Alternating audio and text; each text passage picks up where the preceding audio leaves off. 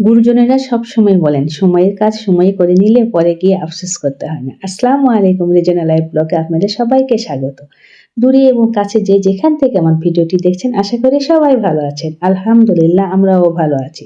তো যিনি বা যারা আমার ভিডিওটি অলরেডি ক্লিক করেছেন অবশ্যই একটা লাইক দিয়ে কন্টিনিউ করবেন আর আমার ছোট্ট চ্যানেলটি সাবস্ক্রাইব করে পাশে থেকে যাবেন। আজকে আপনাদের সঙ্গে শেয়ার করব ধনিয়া পাতা সংরক্ষণ পদ্ধতি। স্বাদ, গন্ধ, রং ঠিকই দেখে কিভাবে বছর জুড়ে ধনিয়া পাতা সংরক্ষণ করবেন একদম সহজ উপায়ে চারটি সহজ উপায়ে আপনাদের সাথে আজকে শেয়ার করব। খুব সুন্দর করে কিন্তু আমি ধনিয়া পাতাগুলো ধুয়ে পানি ঝরিয়ে এরকম একটা গ্লাসের মধ্যে এই যে গোড়া সহকারে রেখে তারপরে একটা বয়াম দিয়ে এভাবে রেখে দিয়ে রান্নাঘরে ২ সপ্তাহ কিন্তু একদম সবুজ সতেজ এভাবে ধনিয়া পাতা আপনি রান্নাঘরে রেখে যখন আপনার দরকার তখন কিন্তু আপনি রান্নায় দিয়ে কাজে লাগাতে পারবেন। এটা কিন্তু আপনাকে একদমই ফ্রিজে রাখতে হবে না, ঠিক রান্নাঘরে যেকোনো জায়গায় এভাবে রেখে দিয়ে কিন্তু আপনি খুব সুন্দর করে ধনিয়া পাতা ব্যবহার বা খেতে পারবেন। ভীষণ ভালো লাগে কিন্তু এভাবে ধনিয়া পাতা রেখে দিলে মনে হবে আপনি একদম জমি থেকে উঠিয়ে নিয়ে আসে রান্না করছেন। তো এভাবে কিন্তু আমি প্রায় রেখে দেই ২ সপ্তাহ জন্য এভাবে রেখে দিলে মাশাআল্লাহ একদম সবুজ সতেজ এবং গন্ধটাও একদম পারফেক্ট থাকে।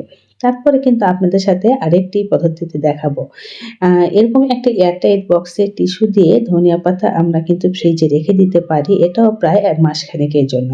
একদমই পচে যাবে না, নষ্ট হবে না। তো পলিতে রেখে দিলে না ধনিয়া পাতা প্রায় কিন্তু নষ্ট হয়ে যায়। ধনিয়া পাতার গুঁড়াগুলো আমি কেটে পানি দিয়ে ধুয়ে একদম পানিগুলো শুকিয়ে ঝরিয়ে নিয়েছি। একটুও পানি নেই। আর একটু সুতি কাপড় দিয়ে আমি কিন্তু মুছেও নিয়েছি। তো এরকম টিস্যু বক্সের নিচে একটা টিস্যু দিয়ে তারপরে ধনিয়া পাতাগুলো রেখে আবার একটা টিস্যু দিয়ে এভাবে একটা এয়ারটাইট বক্সে করে নরমাল ফ্রিজে রেখেও কিন্তু আপনি ১ মাস সংরক্ষণ করে খেতে পারেন। যেহেতু এখন ধনিয়া পাতার দাম কিন্তু খুবই কম। তো এই সময়ে যদি আমরা সংরক্ষণ করে রেখে দেই তাহলে আনসিজনে কিন্তু খেতে অনেক বেশি ভালোও লাগে আর দামটাও কিন্তু অনেক বেশি সাশ্রয়ের দিক থেকে অনেক বেশি উপকৃত হয়। আসলে আমরা গৃহিণীরা সবসময় চাই যে দুটো টাকা কিভাবে সেভ হয় বা সঞ্চয় করা যায়। তো এই কম দামের সময় যদি এভাবে রেখে দেওয়া যায় তাহলে দেখবেন বছর ধরে খুব সুন্দর করে আপনি ধনিয়া পাতা খেতে পারছেন। আর এই যে এরকম শপিং ব্যাগ কিন্তু আমাদের প্রত্যেকের ঘরে থাকে। তো পলিতে না রেখে এরকম একটা শপিং ব্যাগে যদি আপনি ধনিয়া পাতাগুলো গুঁড়া কেটে তারপর ধুয়ে পানি শুকিয়ে একদম ঝরঝরা করে এই যে এইভাবে করে ব্যাগের বাতাসটা বের করে দিয়েও কিন্তু আপনি নরমাল ফ্রিজে রেখে দিতে পারেন ১ মাস ধরে। পলিতে রাখলে না ধনিয়া পাতা প্রায় পচে যায়, নষ্ট হয়ে যায় আর ওটা কিন্তু খুব বেশি স্বাস্থ্যসম্মত না। তো এরকম একটা শপিং ব্যাগও কিন্তু আপনি সংরক্ষণ করতে পারেন। আর এরপরে কিন্তু যে ধনিয়া পাতাগুলো আমি একদম কুচি, কুচি করে কেটে তারপরে একটু পানি ঝরিয়ে খুব সুন্দর করে মুছে এরকম একটা বক্সে রেখে দেবো। এটা আমি ডিপ ফ্রিজে রেখে দেবো। যখন রান্নার ব্যবহার লাগবে তখন ওখান থেকে আমি দিয়ে দেবো। আর এভাবে ডিপ ফ্রিজে রেখে দিলেও কিন্তু আপনি ১ বছর ধরে সংরক্ষণ করতে পারবেন। স্বাদ, রং, গন্ধ একদমই নষ্ট হবে না। ঠিক একদম অটুট থাকবে।